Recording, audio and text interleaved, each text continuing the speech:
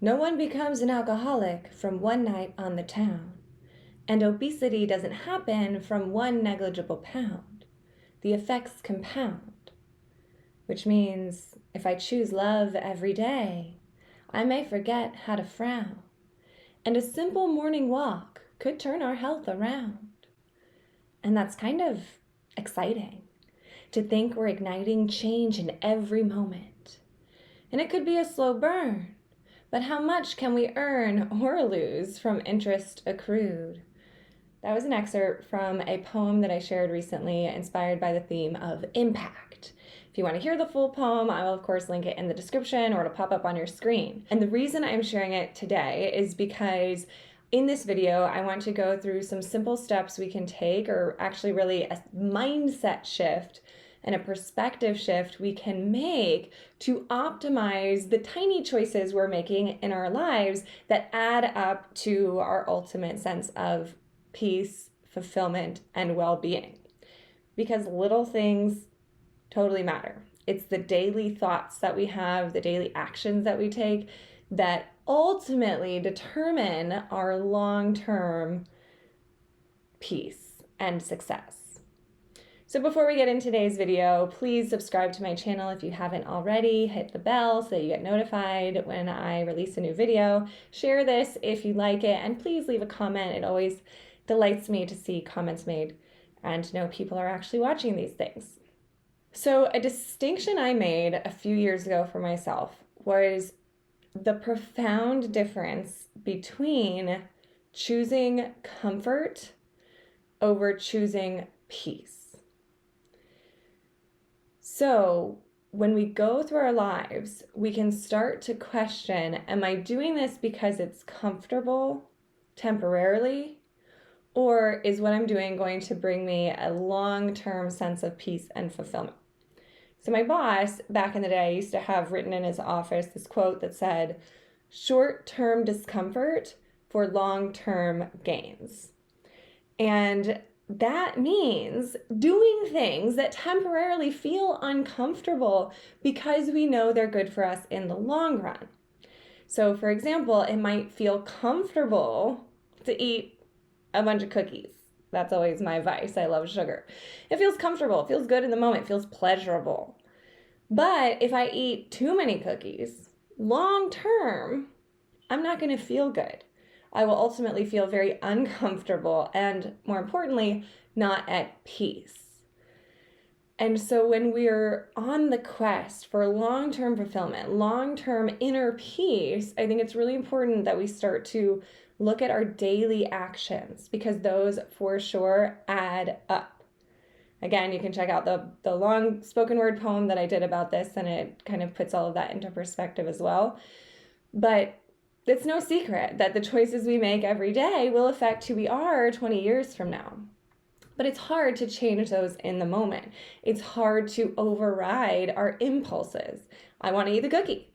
It's hard to not eat the cookie, right? And so to use another example, you can say the same thing for exercise. If it feels more comfortable to sit on the couch all day than it does to exercise, but you know that after you exercise, which might be uncomfortable for a period of time, you're going to feel better. And if you exercise every single day, your body will be healthier, your body will be stronger, and you'll ultimately feel better. You'll feel more aligned with who you're supposed to be. Now, the tricky thing, at least the trickiest thing for me about this, is something that my boss always likes to point out. I tend to want to wait until I feel like doing something before I do it. That's how I operate with a lot of things. These videos, I don't have a schedule of like, okay, every Tuesday I'm going to record a video. It's, oh, I have an idea, let me record. Now, this morning, actually, right now, when I'm recording this, it's a little different because I was just sitting there like, oh, what do I do with my time? I'm going to record a video, and I've been going back and forth like, should I do this? Because it's not feeling like I had to, but it's kind of me choosing long-term peace. I know I'll feel better afterwards, even though I could have spent my time doing something else that may have been more pleasurable or easier, really. that didn't involve me getting ready and getting in front of a camera. But so my tendency is to wait for the feeling, and then I'll do the thing that needs to be done because I feel like doing it, until push comes to shove and it's like, okay, I have to do this now. So I procrastinated long enough. Now I've got to get this work done before tomorrow. Does anyone else relate? Does anyone else wait until you're feeling like doing something before you do it? A lot of people, more successful people, will say, doesn't matter how you're feeling, do it anyway. You have this schedule and you stick to it. And they're likely prioritizing their long-term success over their feeling of comfort in the moment. But that, just knowing that, just hearing that, isn't enough to change, at least not for me. It has not been in my life. People saying, just do it anyway, even though you don't feel like it. That's really hard. Or I'll do it. Let's say I go to the gym even though I don't feel like it, and it's like lackluster. I'm not fully into it, so I'm probably not getting a lot out of that workout. So what has really helped me and a lot of my clients that I've worked with, because I actually came up with these terms by working with clients who did not feel like showing up as a confident person. They didn't feel like conveying themselves with confidence because it felt more comfortable to just kind of like sit back and be quiet and stay in their own lane, but they really craved the ability to go out and speak to anyone. They really craved the ability to go give a presentation without getting nervous. And in order to get there, you have to prioritize the behavior that may feel uncomfortable. It doesn't feel comfortable to smile and sit up straight and speak nice and loud when you're feeling like, oh my gosh, I just want to be home in my pajamas. But if you choose to do that, just the same way you would choose to go to the gym, or choose to work on the assignment, or choose to do whatever, even though you don't feel like it, over time you'll get better. So this came to me by working with clients and noticing what motivated them and what didn't. Because me just saying, do it anyway, easy to say, that's very hard to do if you're not that kind of person. Some people I think are just naturally better at this than others. Again, I'm very feelings led. I'm led by my feelings and what I want to do and my impulses, my creative impulses, my inspiration, which serves me really well in creative work, but not always so well in more structured tasks. So what's been a game changer for me is thinking of it in terms of comfort versus peace. I am a very spiritual person. If you followed my channel, you probably know that by now. And so it's important for me to feel spiritually aligned and connected. And ultimately, I want to feel a sense of inner peace. I'm living life. I want to enjoy it as much as I can. And what's tricky about that sometimes is we might hear things that say, especially if you've done any sort of law of attraction work, a lot of it says, do things that feel good, make yourself feel good. And so when I've gone through weeks, for example, where I was prioritizing my pleasure and just feeling good and having fun, that feels good while I'm doing it. You know, I let myself eat the cookies, I let myself relax, I let myself go do fun things. But then at the end of it, I have this void or this sense of emptiness because I was doing things that temporarily felt good. They were comfortable, but they weren't necessarily contributing to my long-term satisfaction. They weren't necessarily fulfilling. So I've come to learn that messaging, do things that feel good, is not wrong, but it needs to come with some discernment of, does this feel good from a place of temporary comfort? It feels good because it's comfortable. Like sleeping in feels comfortable while I'm sleeping in. And then the whole rest of the day, I'm like, oh, I'm running behind because I overslept. Then that's not comfortable anymore. That's a short-term comfort at the expense of my sense of peace the rest of the day. Me having fun for a few weeks, not doing anything productive, but just going out and doing whatever might feel good in the short term, but not in the long run. And then we leave with this feeling of emptiness. So we can do things that feel good, absolutely. But I think it's important to distinguish between the feeling good that's temporary and the type of, this feels really good because I am aligned. I am contributing to the world. I'm contributing to my long-term satisfaction. For example, me recording this video. It may have felt more comfortable for me to go take a walk or keep scrolling on my phone, which is what I was doing before I started this. And I had an hour of free time and I was like, why don't I record a video? Even though it did take some pushing for me to get dressed and get ready and actually do it, I know it'll be worth it because it feels good. It feels so good for me to be doing this right now, even if I didn't plan it. And I know I'm going to feel better after knowing that I've done it. And even if I decide not to use this video because I didn't prepare for it, and maybe I think I could articulate these concepts a lot more clearly if I take notes and prepare it and all of that, it's not a waste of time because every time I do this, I'm practicing and I'm getting better at these skills.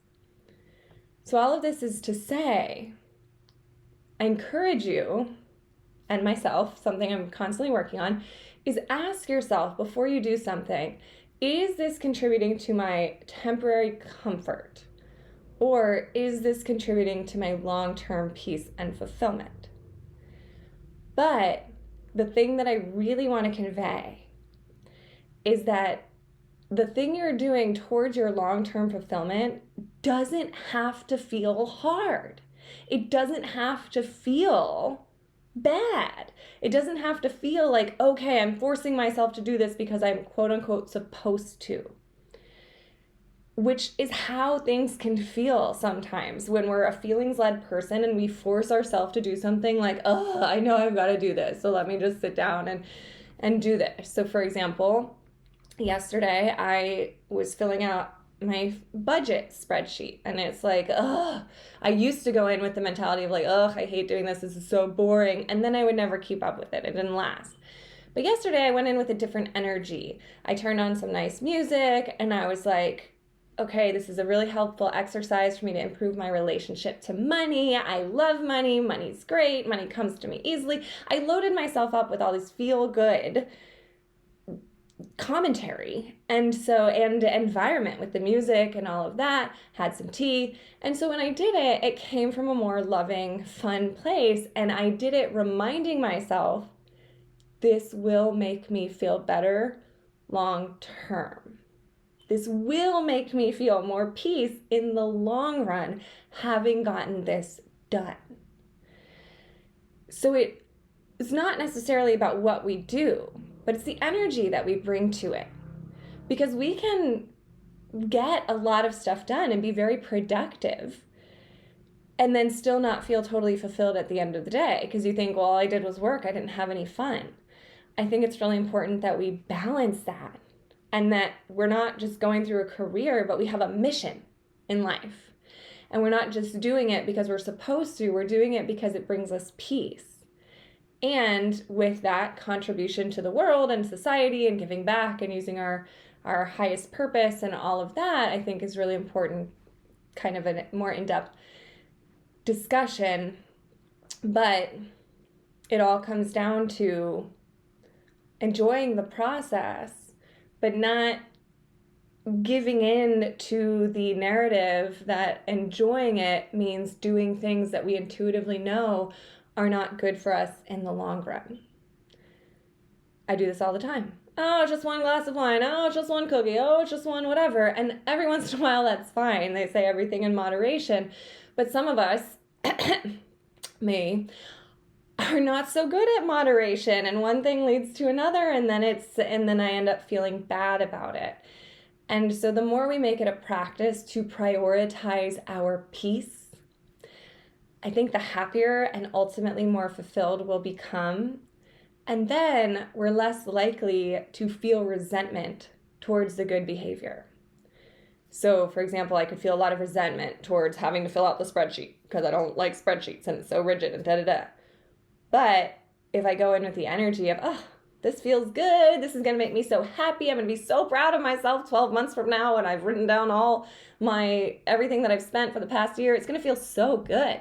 And so when we keep our eye on the long-term vision and embrace the short-term discomfort for the long-term gains, then it's going to feel good the whole way. There's a pervasive narrative and belief that we have to work really, really, really hard and then we can enjoy the fruits of our labor later. Or it's the opposite. We don't work, we just play. We say, I don't want to work, I just want to have fun. And then we're sad later, not necessarily because we didn't earn a bunch of money or a bunch of accomplishments or things like that, but because we don't feel fulfilled. At least for me, when I know that I waste a lot of time or I'm not spending it fruitfully, I just feel kind of empty because I'm like, that felt okay while I was doing it, but what do I have to show for it? I don't feel like I'm using my full potential. So I hope those terms have been helpful for you. Just thinking about it in terms of comfort versus peace. I have this on a post-it note on my desk so that I can remind myself to choose peace. And here's the kicker too. I kind of alluded to this already, but the uncomfortable thing doesn't have to feel bad, like I said. So I think it's important that we find the balance to find something that brings us comfort and peace. So really simple, silly example. I eat chocolate every day. I stopped drinking coffee a few years ago, switched to tea, green tea.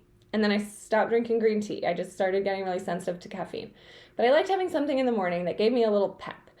And so I started, I don't know how I started this, but I started making my own chocolate every morning. So I take coconut oil and cacao powder and sometimes some spices and stuff, and I mix it up, and then I put it in these little chocolate molds, and I eat them as I drink herbal tea after it hardens. And that little bit of chocolate every day, there's no sugar, so I don't feel guilty eating it. It's a lot of fat, but it's coconut oil, so I'm like, it's okay. And that brings me such delight. It brings me such comfort every day. Every day. People say, why are you happy? I'm like, because I eat chocolate every day. And it's contributing to my long-term peace because it's not bad for me. Sometimes I overindulge, and then those days I feel bad and I feel icky the rest of the day. So if I did that every day, I'd probably gain a lot of weight and it wouldn't feel good. But that little bit of chocolate every day just makes me so happy. It's comfortable and it brings me peace. And I think you can take anything that feels like a struggle and turn it into something that feels comfortable. Even if in the beginning it's a little bit of a stretch. So doing the spreadsheet, a little bit of a stretch in the beginning, but then I did things to make it feel comfortable and it's contributing to my peace. So other examples could be finding ways to exercise that you really like. I go to the gym, I just started, and it's good, it's fine, but I much prefer exercise by dancing. And so I go to the gym because it's actually been helping my dancing. And so when I'm there, I think about how this exercise, especially the legs and glutes, that's really helpful for my dance moves. And so I make it something fun for me by remembering how this is going to make me a better dancer. And then most of my cardio I get from walking, which I love to do because I can walk and chat with a friend or listen to a podcast or listen to a YouTube video or write poetry while I'm walking, or I get my cardio through dancing. And that's fun. It's comfortable and it brings me long-term peace.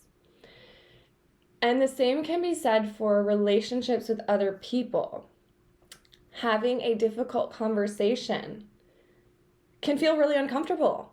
Confrontation tends to feel uncomfortable, but we've got to do that for the sake of our relationships and for the sake of the ultimate peace of our relationships.